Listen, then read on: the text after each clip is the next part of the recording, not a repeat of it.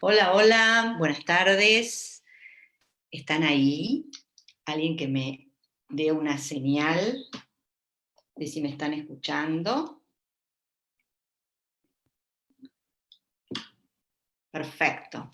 Bueno, hoy estamos probando otra plataforma, que es la plataforma de Facebook. La vez pasada hicimos la charla en la plataforma de YouTube, hoy la hacemos en la plataforma de Facebook. Así que les doy la bienvenida a todos y a todas. Gracias por la cantidad de mensajes que han mandado. Y les quiero contar que esta charla va a quedar grabada, así que los que no pudieron estar ahora la van a poder ver diferida. El tema que nos convoca hoy y que parece que tiene bastante repercusión es hablar sobre la sexualidad después de los 50 años. ¿Por qué? Ahí lo dije en un video, ¿no? Primero porque tengo mucha experiencia en la clínica sexológica, hace ya más de 30 años que vengo trabajando con personas en temas de sexualidad y salud sexual, y además tengo más de 50 años, entonces puedo hablar desde la experiencia directamente. Cuando hablamos de estos temas, vamos a ir pasando una presentación, que espero poder manejar todas las cosas juntas. Bueno, después de los 50 viene esto que se dice que es el envejecimiento, ¿no? Ahora usamos unos términos más modernos que es el aging, que es más cool, ¿no? Decir aging que envejecimiento, pero en realidad es algo que nos ocurre a todas las personas, es algo que va a ir pasando a lo largo de la vida, porque es un hecho biológico, que va produciendo un deterioro en las funciones físicas, psicológicas, intelectuales, y que es universal, le pasa a todos los seres vivos. De todas maneras, tiene una influencia fuerte o sea, la velocidad en la que se va a producir este proceso de aging tiene mucho que ver con la genética de las personas y con las características del contexto donde una persona se desarrolle y crezca. Obviamente, si las condiciones de vida son más saludables respecto a la actividad física, la alimentación, el bienestar emocional, el contexto en general en el que uno vive, probablemente el proceso de envejecimiento sea más lento que si uno vive en una situación de estrés, de inequidad sobre todo, ¿no? Que es algo que por ahí uno ve con mucha frecuencia y ve que hay lugares y poblaciones que padecen más que otras. Entonces, cuando hablamos del proceso biológico del envejecimiento, vamos a ver, como vimos en la charla anterior y cuando hablamos de la sexualidad, que está atravesado por aspectos sociales, por aspectos psicoemocionales, personales y particulares de cada uno, y por temas que directamente están relacionados con los aspectos físicos, ¿sí? La biología, si bien hoy por hoy solemos no darle por ahí mucha trascendencia, ¿no? Porque decimos, bueno, es más importante lo que tiene que ver con el contexto general de las personas, pero hay un hecho en sí, que es lo biológico, que va a ir ocurriendo y va a ir pasando, y bueno, y no lo podemos evitar. Entonces, un poco les quería traer algunas cuestiones que tienen que ver con qué nos pasa desde el punto de vista físico, qué nos pasa desde el punto de vista físico-emocional, y qué pasa en distintas sociedades y en distintos sistemas. Después voy a dejar un espacio para las preguntas, que no sé por dónde las voy a ver. Lo tengo a Hernán acá al lado, que me va a dar una orientación de cómo ver las preguntas, pero bueno, si va todo bien, seguimos adelante. Ustedes saben todos que yo soy ginecóloga de formación, o sea que de esos más de 30 años de trabajo en la clínica, la mayoría de mis consultantes han sido mujeres, ¿no? Y esto ha pasado y ha cambiado a lo largo de la historia de la vida de la humanidad.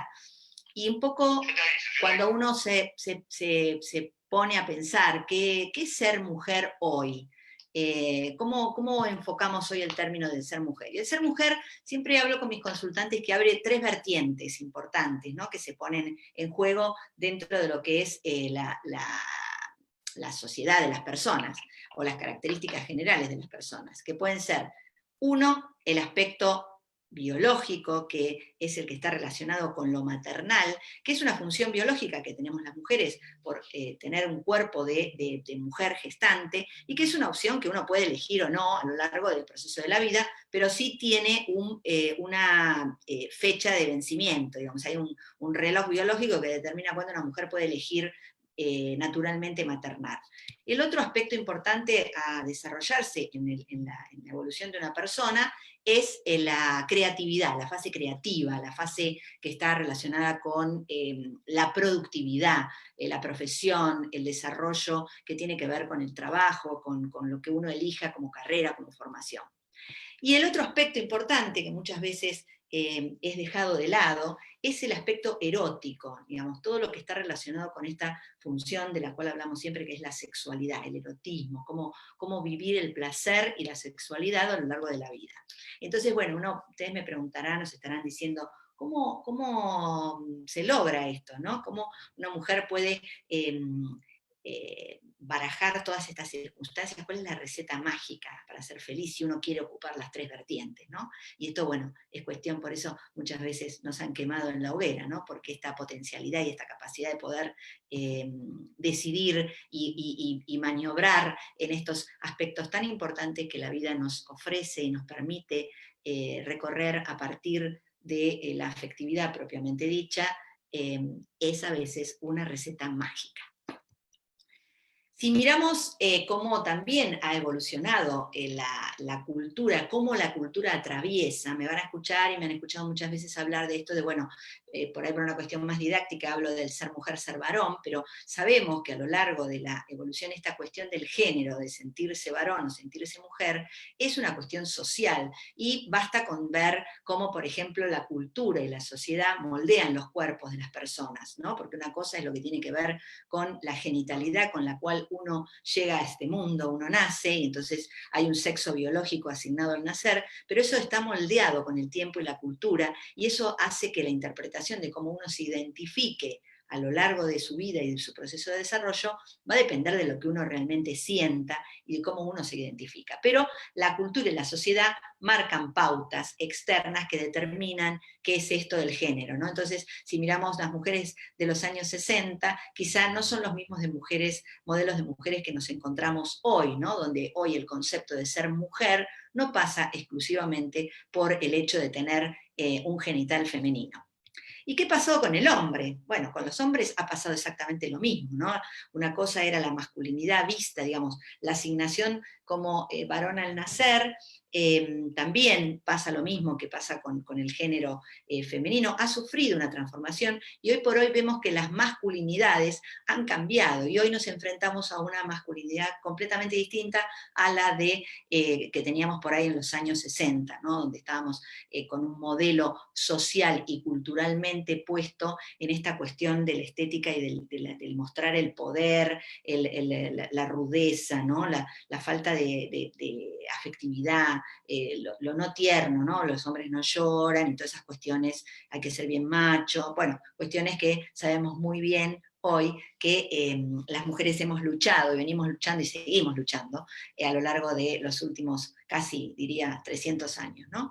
Pero también cómo ha cambiado a lo largo de la expresión, los cuerpos, cómo se muestran y cómo la sexualidad atraviesa a las personas según la evolución y el contexto social en el que se encuentren.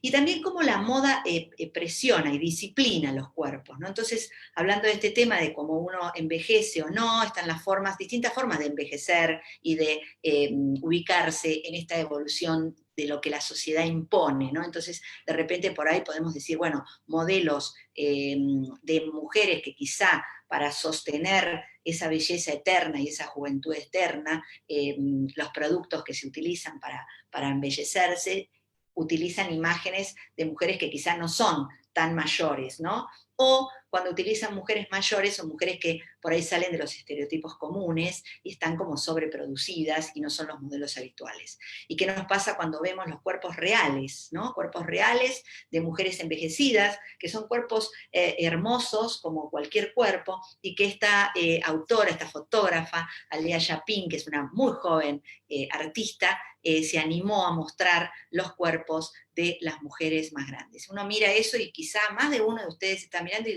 y quizá tiene una sensación de rechazo, ¿no? De qué nos pasa cuando vemos un cuerpo envejecido, qué nos pasa cuando vemos una persona mayor, cómo asociamos a esa mujer o a ese hombre, a ese cuerpo, con el concepto que la sociedad nos impone de lo que tiene que ser la sexualidad. y me van a haber escuchado muchas veces hablar de esta cuestión del disciplinamiento del cuerpo, ¿no? Porque parecería ser que para ser sexualmente activo y ser feliz sexualmente hay que ser joven, turgente, hermoso, tener múltiples orgasmos, no sé, encontrar los tips, 18 tips para poder satisfacerse, ¿no? Y uno puede entrar en un juego erótico independientemente de lo que la disciplina social imponga o lo de la cultura imponga. Entonces, cuando nos enfrentamos a la sexualidad después de pasada la época reproductiva, después de los 50, le puse a esta charla, pero bueno, podemos hablar de ahí hasta el final de los tiempos, nos enfrentamos a muchos mitos asociados a esto, ¿no? Por ejemplo, es bastante, el mito más común es que no, la sexualidad se muere, que los ancianos no necesitan tener sexo o tener un encuentro sexual para su edad, y de hecho lo vemos muchas veces en los hogares de retiro de las personas mayores, que se los separa o no se les permite la sexualidad. No sé quién impuso eso, pero es un mito que está establecido, o que no se tiene deseo, o personas que por ahí tienen enfermedades crónicas, como pueden ser las enfermedades cardiovasculares, una persona que tiene un infarto, que tiene miedo a tener sexo después de la enfermedad, que la sexualidad está puramente relacionada con el coito, ¿no? Con la penetración, y de repente por ahí no se exploran otras formas de tener sexo, porque precisamente, como vamos a hablar en un ratito, los genitales quizá pierden turgencia y el sexo coital de penetración vaginal quizá sea un poco más dificultoso, y entonces es momento de explorar otras formas de encontrarse, ¿no? Que el sexo es solo para gente joven, que las personas grandes no se enamoran, y voy a terminar esta charla con una historia de amor de una persona muy mayor que ya nos dejó, pero es una de mis consultantes, que realmente fue muy emotivo su relato.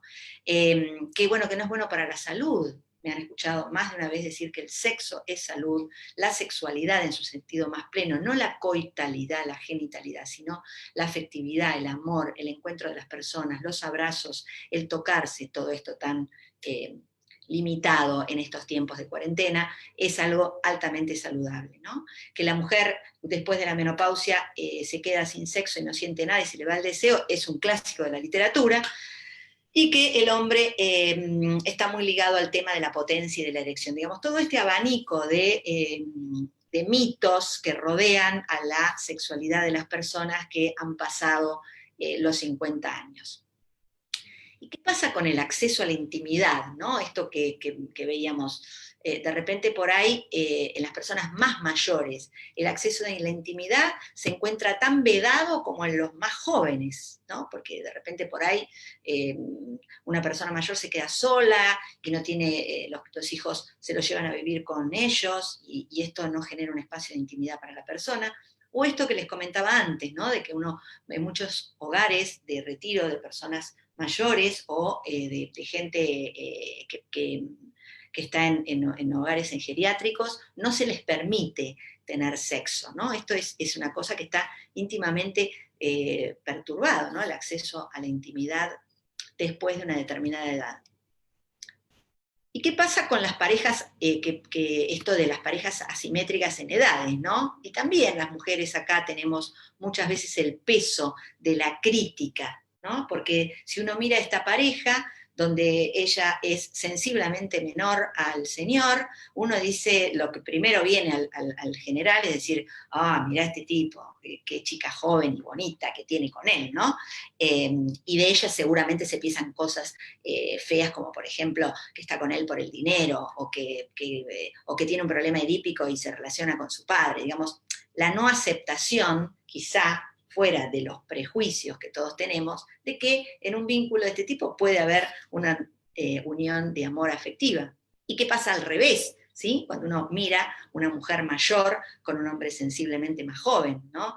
Nuevamente, otra vez los prejuicios de tinte negativo, ¿no? Los prejuicios más descalificadores caen sobre ella, ¿sí?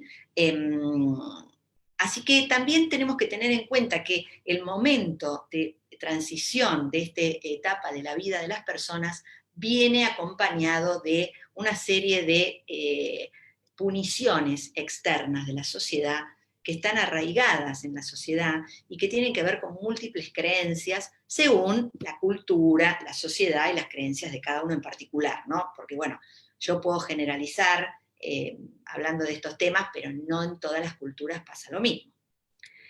Entonces, ¿cómo nos enfrentamos? ¿Cómo podemos lograr ese equilibrio transicional? ¿Cómo podemos hacer para poder convivir en armonía? ¿Cómo podemos encontrarnos las personas independientemente de la etapa cronológica en la que estemos?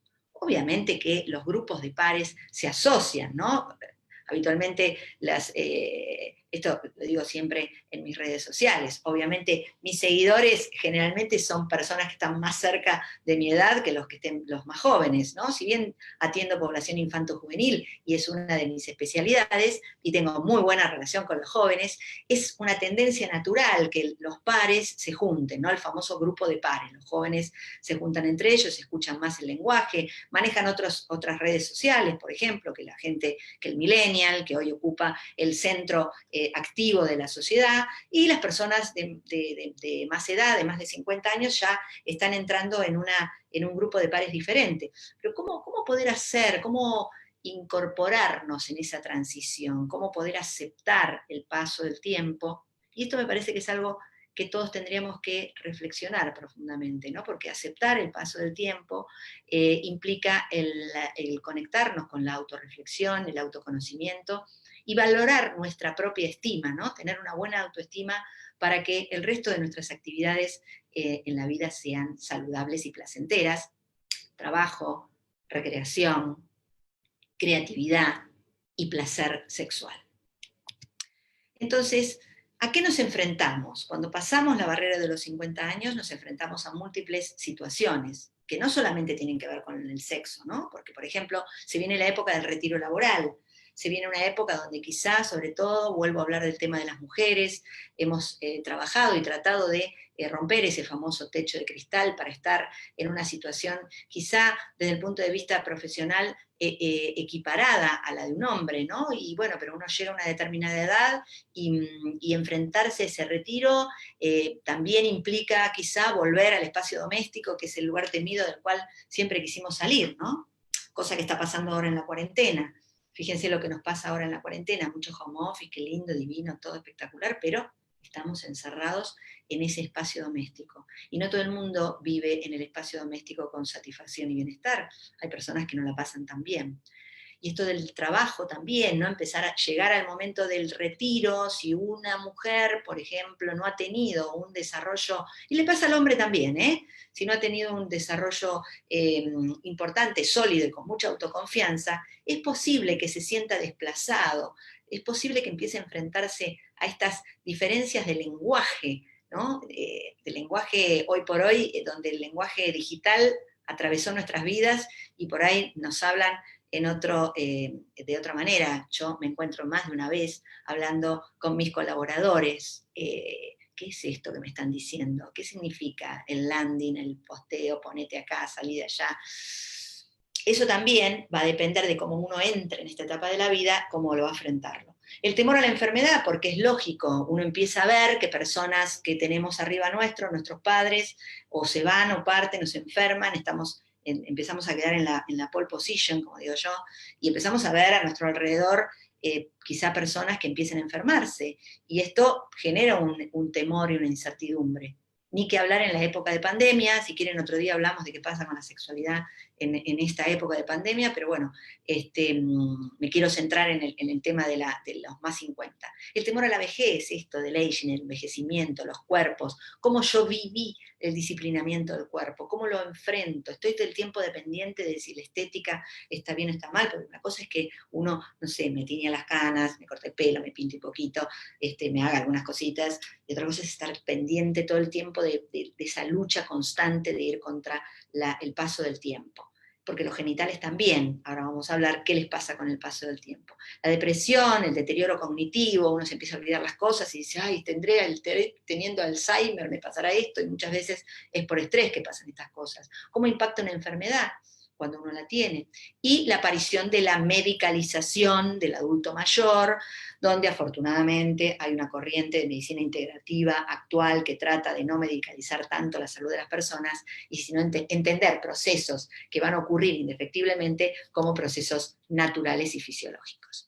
¿Qué escuchan las mujeres de sus médicos? ¿No? Los médicos somos siempre el cuco de las consultantes. Yo que circulo en las redes sociales escucho mucho esto, ¿no? Dicen, no, el médico no quiere ir al médico, el ginecólogo esto, el ginecólogo allá. Y los ginecólogos somos bastante crueles a veces, ¿no? A veces he escuchado estas cosas en consulta, ¿no? Olvídate de tener relaciones porque tu vagina está muy delgadita y cerrada. Ustedes todavía tienen sexo, una pareja de 50 años, a mujeres de más de 70 años que se les dice que ya no sirven, personas que, bueno, te duele la vagina, es normal. Muchas veces estos textos están recogidos de mi consulta, de mujeres consultantes angustiadas y quizá muchas veces maltratadas por los profesionales. ¿Y a los hombres qué les pasa? ¿Les pasan cosas a los hombres? Sí, también les pasan cosas, porque ellos también se enfrentan a esta cuestión del trabajo y la pérdida de la potencia y el lugar que ocupan preponderante. Pensemos que la irrupción del feminismo y el avance de los roles laborales en las mujeres y la equidad hace que esos hombres poderosos empiecen a sentirse a veces un poco retraídos. Y la potencia se asocia también a la potencia sexual, ¿no? La potencia de que durante muchos años estuvimos centrados en el coitocentrismo y entonces el pene tenía que estar siempre parado y erecto, y esto genera una sobreexigencia en el rendimiento que hace que el erotismo y el cortejo los encuentre en una situación complicada, ¿no? Entonces de repente se recurren a estas pastillas que me van a escuchar más de una vez decir que en esta etapa de la vida son competencia desleal para los pares, y por ahí buscar estas relaciones con mujeres más jóvenes porque necesitan todo el tiempo autovalidarse, ¿no? Por el afuera, no por lo que sienten internamente. Hay algo que es inevitable, como dijimos, que es el paso del tiempo, y hay algo que a las mujeres nos pasa, que a los hombres no les pasa, que es la menopausia, ¿sí? La menopausia es un hecho que es bastante complejo. A ver, todas sobrevivimos a la menopausia, pero se los digo en primera persona, no es una cosa divina, espectacular, lo que le pasa al cuerpo biológico después de la menopausia, porque empieza a haber una serie de cambios, molestias y situaciones que hay que prestarle un poquito de atención. Pero bueno, es un hecho inevitable que va a ocurrir. Menopausia, para aclarar, es igual a última menstruación. Y cuando yo digo tuve la menopausia, es que tuve mi última menstruación. Así como un adolescente entra en la adolescencia, o el hecho más preponderante para una mujer en la adolescencia es la menarca, la primera menstruación, para una mujer salir de la menstruación sería la menopausia. Ahora, todo el proceso que está antes y después de esta última menstruación se llama climaterio. Y acá es donde existen y ocurren, Tomo Maitena, que es una genia, como describe los cambios que pueden pasarle a una mujer durante el climaterio, ¿sí? De manera jocosa pero reales. Hay cambios desde el punto de vista físico, cambios desde el punto de vista emocional y cambios desde el punto de vista psicológico, y cómo yo me encuentre en ese entorno social.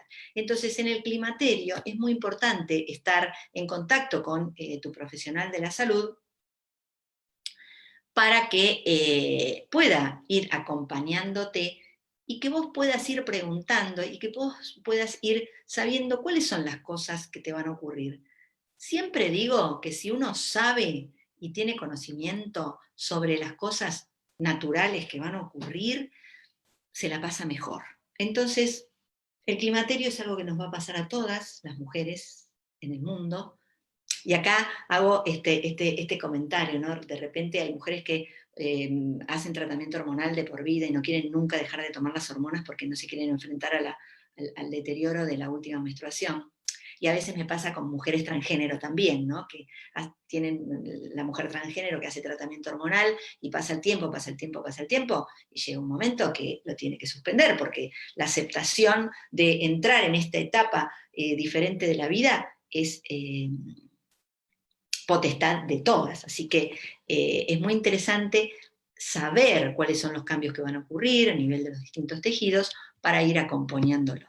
Y en el climaterio, ¿cuáles son los cambios que ocurren? Hay modificaciones en la piel se seca, Desde el punto de vista, si lo miramos desde la medicina ayurvédica, sería una etapa vata. La etapa vata es la etapa del viento y del espacio, y el viento seca, enfría y mueve, ¿sí? Entonces puede haber más nerviosismo, puede haber más sequedad en la piel, puede haber más resequedad en el cabello. Hay modificaciones en los músculos. Esto nos pasa tanto a las mujeres como a los varones. Los músculos van perdiendo, se va reemplazando el tejido muscular por el tejido graso y el músculo va perdiendo tonicidad. Esto se llama, así como en la pérdida de la masa ósea se llama osteopenia, la pérdida de la masa muscular se llama sarcopenia.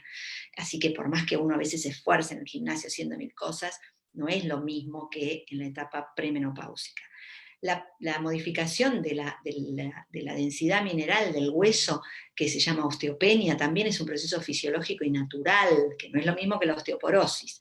Entonces, los huesos se aligeran, los huesos se alivianan, porque uno ya no tiene que soportar tantos pesos en la vida, ¿no?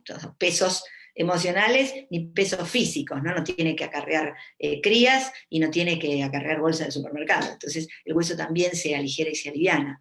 Hay modificaciones en el humor, porque esta baja y este cambio de las hormonas, sobre todo la pérdida de los estrógenos, que en la mujer es abrupta y demasiado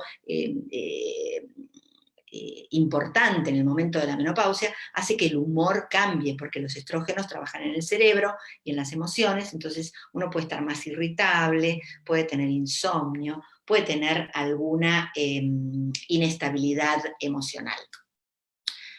Puede haber sofocos, los famosos sofocos de la menopausia, que no se sabe por qué se producen, pero sí se ve que cuando bajan los estrógenos, uno empieza a tener estas tuforadas de calor que vienen desde adentro, uno puede transpirar, enrojecerse, y después siguen de una situación de frío. Si lo miramos, así como les conté la modificación de la etapa vata según la Ayurveda, uso las medicinas tradicionales porque a veces tienen conceptos mucho más aclaradores que la medicina tradicional, las medicinas antiguas. Por ejemplo, de la medicina tradicional china, que nos habla de las dos energías, del yin y del yang. El yin está asociado a la energía femenina y el yang a la energía masculina, según los chinos. Entonces, en la menopausia, como baja la energía femenina, que es el yin, para compensar sube el yang, que es la energía masculina, que es energía de calor. ¿Sí? El yin es frío, el yang es calor. Entonces, dicen los chinos que los sofocos tienen que ver con el exceso de energía yang, y entonces podría utilizarse la medicina china para el tratamiento de los sofocos. Los sofocos duran entre 1 o 2 años durante el proceso del climaterio, y después que se retira la última menstruación, y ya después no están más. La que tiene más sofocos después de otro tiempo tendrán que ver con otras cuestiones, porque el sofoco tiene que ver con un centro termorregulador del cerebro, entonces habrá algún otro desequilibrio que habrá que tratar, que desde las medicinas integrativas como la homeopatía o la ayurveda o la medicina china tienen muy buenas respuestas. Por ejemplo, el sofoco con acupuntura funciona muy bien. La sequedad vaginal, que va a ser mi tema de hoy, el tema, la vedette, que eso le pasa al casi 90% de las mujeres después del segundo, tercero o cuarto año de retirada la última menstruación, y todo lo que tiene que ver con las modificaciones emocionales que van a tener que ver con el contexto de esa persona, con su psicología, con su vida, su historia de vida y todo lo demás. Mis consultantes o las que me conocen en el ámbito de la consulta sabrán que me gusta preguntar el curso de vida, cómo llegaste a este mundo, cómo te construiste, en qué familia creciste, cómo aprendiste la afectividad, porque eso es determinante para cómo uno después afronta el resto de su vida, qué acontecimientos importantes te pasaron en la vida, etcétera, etcétera. Y por supuesto todo lo que tiene que ver con sintomatología asociada a estas modificaciones. En la esfera psíquica, básicamente, ¿qué podemos tener? Podemos tener ansiedad, podemos tener depresión, podemos perder, al tener mucho estrés y ansiedad, podemos perder la libido, falta de concentración, problemas con la memoria, modificaciones de la conducta alimenticia y modificaciones del sueño. Todo este cuadrito azul que están viendo acá, imagínense que hoy, en estos últimos 127 días llevamos de aislamiento, de confinamiento por el coronavirus, por ahí esta charla queda grabada y la ven, a veces me imagino, ¿no? Imagínense que esta charla la ven mis bisnietos dentro de 30 años, porque está en la nube. Y dice, uy, la bisabuela hablaba del COVID, ¿qué era eso, no? Porque esto va a pasar y va a quedar como un recuerdo.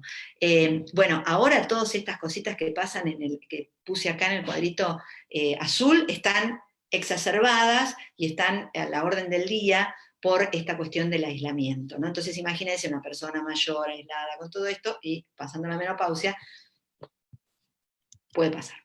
Y les dije que iba a tomar un tópico especial con la sequedad vaginal. ¿Por qué la sequedad vaginal? Porque es la vedette de la menopausia y la sexualidad.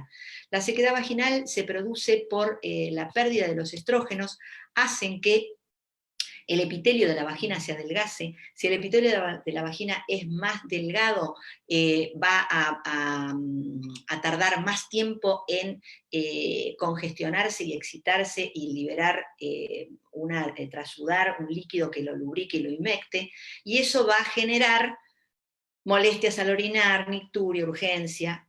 Ese epitelio delgado puede sangrar, eso trae dolor, eso trae irritación, molestias y, por supuesto, disfunción sexual. Ahora, no es una enfermedad la sequedad vaginal, es algo que va a ocurrir fisiológicamente. Entonces, si yo sé como mujer que entrada a la menopausia, 2, 3 años, me va a pasar esto, chicas, empecemos a prevenirlo o a prestarle atención y a darle un poco de bola al tema del epitelio vaginal, porque es fundamental. Si una mujer tiene sequedad vaginal y tiene molestias y llega a tener dispareunia, como vemos acá, obviamente lo primero que se va es el deseo, porque se le van las ganas de tener sexo.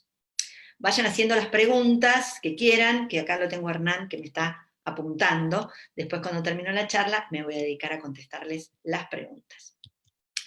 Entonces, ¿tiene impacto la sequedad vaginal en la respuesta sexual? Sí, tiene mucho impacto. ¿Por qué? Porque en principio, normalmente enlentece la fase de excitación.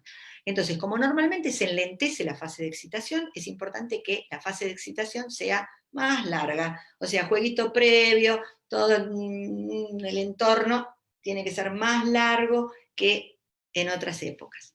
¿Modifica la calidad y duración de los orgasmos? Sí, porque al haber enlentecimiento en la fase de excitación, quizás se tarde más tiempo en tener orgasmos. Pero uno lo puede entrenar. Todo esto después les voy a dar los tips de cómo entrenarlo. Esto no implica de ninguna manera que el deseo se muera, ¿sí? Se va a morir el deseo si yo no le presto atención, pero el deseo está siempre presente. No tiene que ver, no hay una relación directa entre la menopausia y el deseo. Sí hay una relación directa entre la sequedad vaginal, la falta de una buena fase de excitación, la falta de atención a la lubricación vaginal y la modificación del deseo. ¿Se disminuye la turgencia de los tejidos eréctiles vulvares? Sí, porque como habrán visto, la piel se hace más, menos elástica, pierde turgencia, los cuerpos eréctiles de la vulva también pierden turgencia y cantidad de sangre que les pueda llegar, al igual que los cuerpos eréctiles del pene, que sí, menos, pero también pierden erección normalmente. Lo que pasa es que los señores tienen la pastillita que nosotros no tenemos. Se modifica la turgencia de las mamas, que también es un lugar donde eróticamente quizá una mujer tiene un mapa erótico muy desarrollado en las mamas, y esas mamas que pierden turgencia, la piel se pone diferente, obviamente que van a necesitar más tiempo de excitación. Y lo que dijimos antes de la modificación de la turgencia de los músculos, que puede hacer que los músculos perineales tengan menor excitabilidad y velocidad de respuesta, y por lo tanto esto determine un enlentecimiento en la producción de los orgasmos. Muy interesante todo lo que tiene que ver acá con la estimulación y el entrenamiento del piso pélvico. Síganme, esa es una palabra terrible que dijo un expresidente nuestro, pero si ustedes me siguen en las redes sociales, en breve vamos a tener una actividad referente a piso pélvico que está buenísima. Entonces, ¿cómo lo trabajamos esto? ¿Cuáles son? Acá tomen nota. Para lubricar y mejorar las condiciones locales hay dos elementos fundamentales que tienen que usar en la menopausia. Uno son los óvulos con una sustancia que se llama promestriene, que es un derivado estrogénico que no se absorbe, que lo pueden usar y que se lo tiene que dar el ginecólogo. O sea, que van al ginecólogo y le piden, o ginecóloga, quiero que me des estos óvulos. Y la otra es el aceite de coco. o cualquier otro aceite. Yo uso el de coco porque es el que más me gusta. El aceite de coco que se puede usar de manera líquida, el aceite de coco si ustedes lo dejan en frío se solidifica, entonces muchas veces pueden hacer en una especie de jeringa truncada, meten aceite de coco adentro, lo ponen en el freezer, después sacan el choricito, lo cortan en cubitos y tienen unos lindos ovulitos de aceite de coco para meter adentro de la vagina y que lubrique la vagina. Pueden usar el ghee también, que es manteca clarificada, las que hacen medicina ayurvédica, y después tenemos los aparatitos que nos ayudan. Por ejemplo, hoy por hoy está de súper moda el Satisfyer, que es un estimulador de clítoris. Lo van a encontrar por ahí como succionador de clítoris, pero no succiona nada, sino que produce una estimulación que es fantástica, eficaz, impresionante, y que, ¿qué hace? Si una mujer usa el Satisfyer con cierta frecuencia, es como el personal trainer, ¿no? Acerca el orgasmo, lo tiene más a mano, y entonces en un encuentro con otra persona va a tener mejores orgasmos, mejor calidad de orgasmos. También hay otros juguetes que se pueden utilizar, como son las balas vibradoras o los estimuladores externos, que tienen doble función. Además de recrear el erotismo y la estimulación orgásmica, masajean el tejido, aumentan la vascularización y tienen un efecto favorecedor de mejorar el tejido eréctil. Están los vibradores también internos, que se pueden utilizar siempre con lubricantes adentro de la vagina para masajear el epitelio vaginal, y después pueden jugar con aplicaciones, con otra persona que uno se pone el huevo dentro de la vagina y el otro tiene el control remoto, la aplicación, y el masaje vaginal se hace más divertido, ¿no? Por ejemplo. Después existen otros tratamientos, como el láser. Particularmente no tengo experiencia porque no soy usuaria de este tratamiento, porque me manejo mucho mejor con los nuevos geles que hay ahora a base de ácido hialurónico y que mejoran el epitelio vaginal, y aloe vera, y el masaje vaginal. Es decir, un buen gel con ácido hialurónico y un masaje vaginal 1 o 2 veces por semana garantizan que el epitelio de la vagina se mantenga en óptimas condiciones. Ahora, ¿qué pasa en la relación cuando el tiempo pasa? ¿Sí? Acá dicen estos dos que están ahí. Dice, ha muerto Conchi, la mujer que nos presentó hace 30 años, y el hombre le dice, bueno, quien las hace las paga, ¿no? ¿Qué pasa con las parejas de mucho tiempo? Generalmente se tiende a institucionalizar la relación. Hay una excesiva familiaridad, parecemos hermanos más que marido y mujer. Se desexualizan los roles, ¿no? Esta cosa de, bueno, es como que ya el erotismo, hay que recrear el erotismo, hay que tratar de volver a jugar, de encontrar el juego, de salir de los patrones anteriores, de encontrar la forma de volver a encontrarse en otro espacio. El distrés, el estrés, el malestar, el mal humor, todo eso produce disfunción, ¿sí? Ahora, ¿cómo hago yo para no tener disfunción sexual? Con la educación. Todo esto que están haciendo ustedes ahora, que están en el otro lado de la pantalla, escuchando esta charla, es educación, es prevención en salud sexual. O sea, ustedes no van a tener problemas de disfunción porque están escuchando, están aprendiendo, a mí, a otros, ¿no? Pueden recorrer todos los portales, hoy por hoy, todos los sexólogos, sexólogas, sexólogues están dando charlas de cómo vivir la sexualidad plenamente, y entonces cuanto yo más sé, más educación tengo, este tema y muchos más, menos problemas voy a tener. La sexualidad no tiene fecha de vencimiento. Las personas tienen sexualidad hasta que se mueren. Y si miramos la realidad en números, las estadísticas dicen que dentro de muchos años, 2050, no sé si voy a estar, el 25% de la población va a ser mayor de 60 años. Fíjense que si los comparamos con el año 70, las personas mayores de 65 años eran el 7%. ¿Por qué? Porque está mejorando la calidad de vida, porque mejoran los controles, porque se hace más medicina preventiva, entonces la gente vive más tiempo. Si la gente vive más tiempo, tiene que estar preparada para vivir la sexualidad plenamente, porque no tiene fecha de vencimiento. La tía Beba, si me está escuchando o ve este video, me va a entender de lo que hablo, ¿no? Porque cómo se aumenta el deseo y el bienestar, jugando, transgrediendo, divirtiéndose, desarrollando el erotismo, estableciendo situaciones de riesgo a nivel de la pareja. Si todo está muy socializado, está todo muy hablado, todo muy transparente, se pierde la intimidad, se pierde el deseo. Y para finalizar, como les conté antes, les voy a contar la historia de una consultante. Ella, en el momento de la consulta, tenía 80 años y él 90. y me dice, hace 10 años que hablamos por teléfono, todas las tardes. Y entonces yo le pregunto, 10 años hablando por teléfono, o sea, desde los 70 de ella y los 80 de él. Le digo, ¿por qué no le invitas a tomar el té? Me dice, ay, no, nena, ¿cómo lo voy a invitar? Si lo invito va a querer hacer eso. Yo digo, bueno, ¿eso qué es? Bueno, qué sé yo, la intimidad. Y entonces ahí hablamos, ¿qué pasaba del encuentro entre dos personas mayores, una de 80, otra de 90? ¿Cómo podía ser? Imaginemos cómo podría ser ese encuentro. Si uno lo quiere meter en la cajita de los encuentros sexuales típicos, pornográficos, estándares que tenemos metidos en nuestro organigrama mental, obviamente que nos vamos a asustar. Pero si uno se imagina cómo va a ser el encuentro en ese momento de la vida. Y entonces se fue pensando. Hablamos un rato y se fue pensando. Y al tiempo vuelve y me cuenta cómo terminó la historia. Entonces me dice, ¿sabés? Lo invité a tomar el té como me dijiste. Le digo, ¿y qué pasó?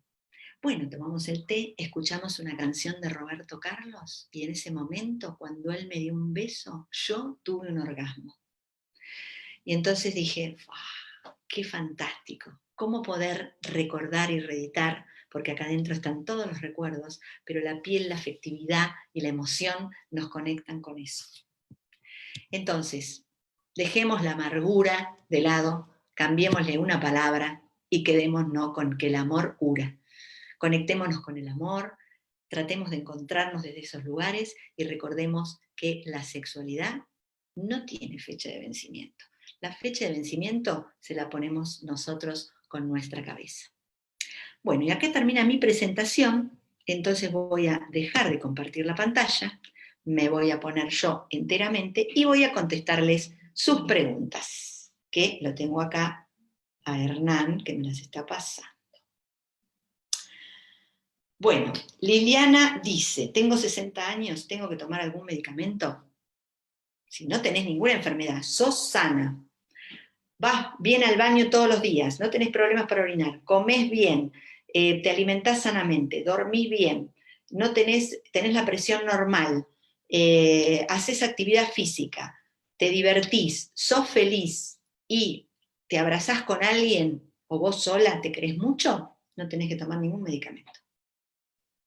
María Jesús dice, yo sufro los sofocos, ¿cuánto duran? María Jesús, ya te dije, los sofocos duran entre 2 a 3 años como mucho y pegaditos a la última menstruación. Si duran más de ese tiempo, chicas, no sé, consulten con la doctora Magirena que las puede ayudar.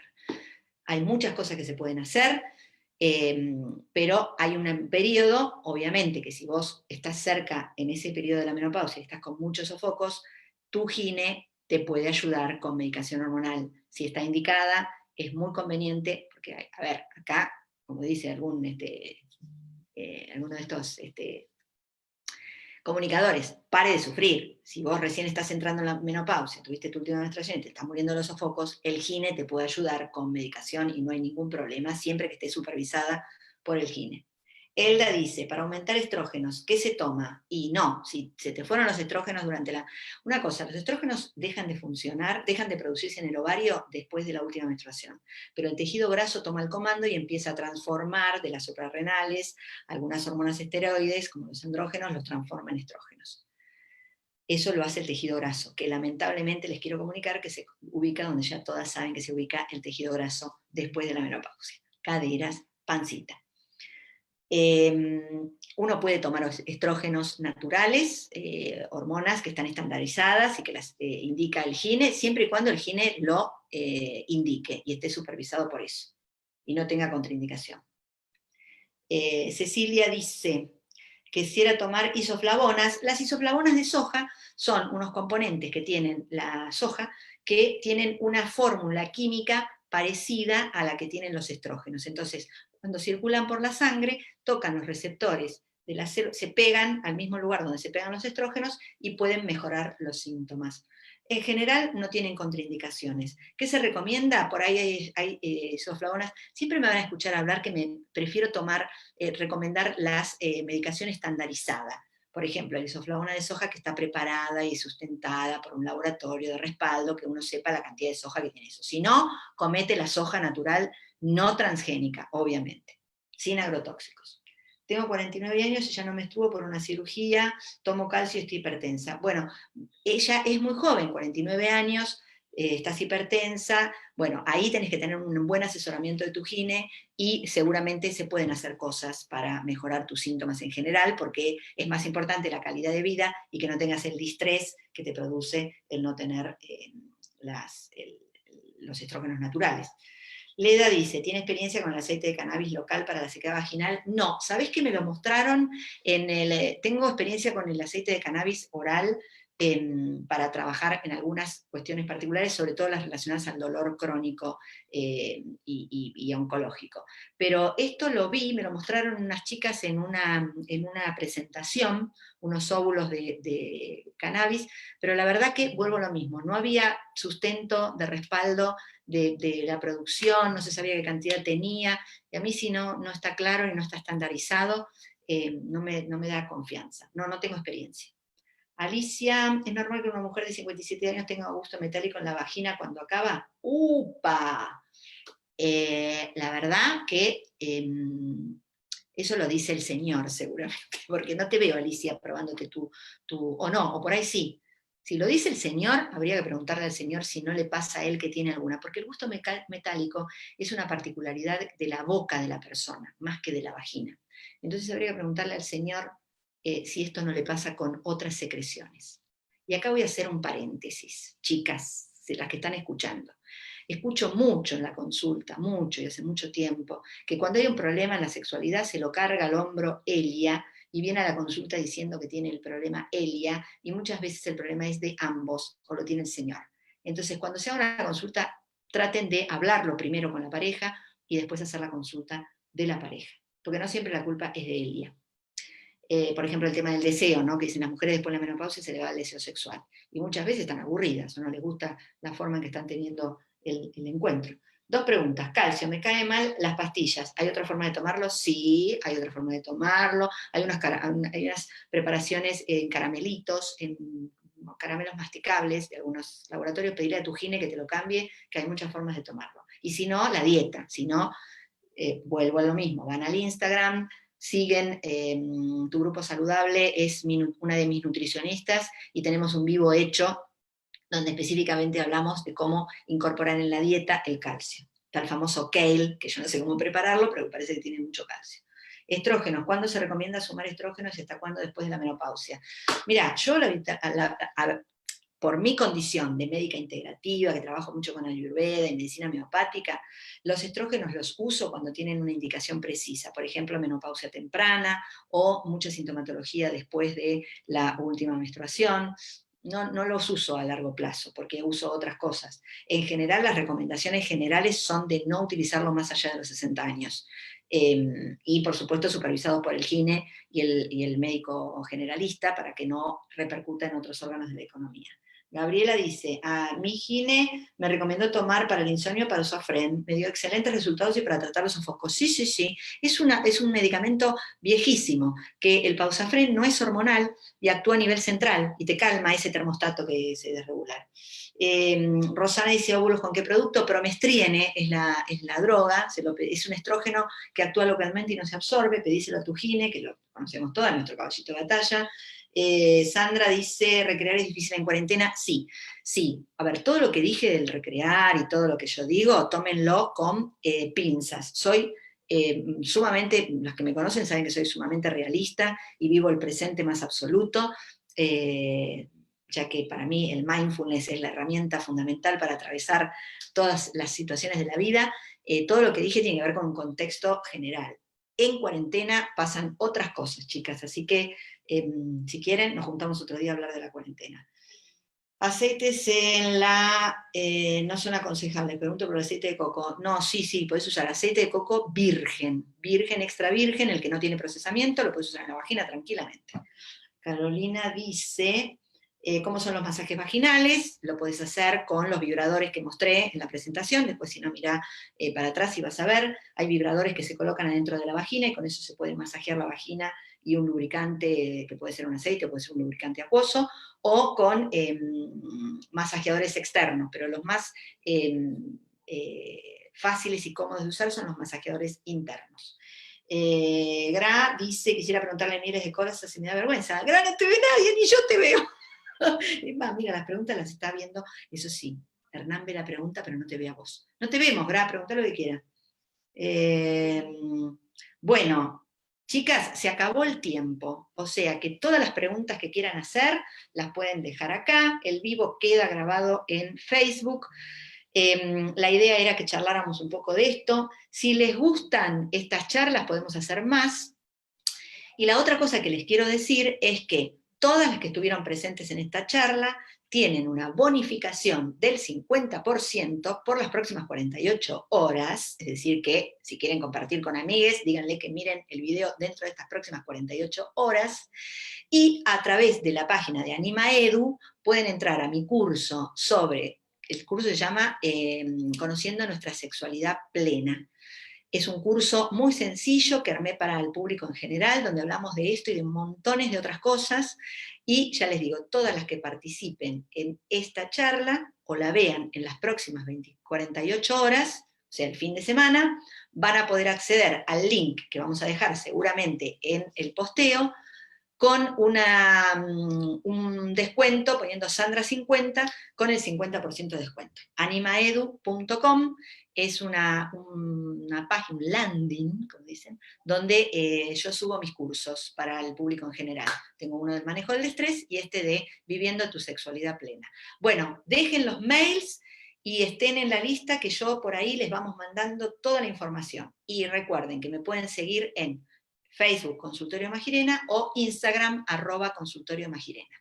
Si te gustó, ponele like y difundilo. Y si no te gustó, besito para todas. Chao, nos vemos la próxima.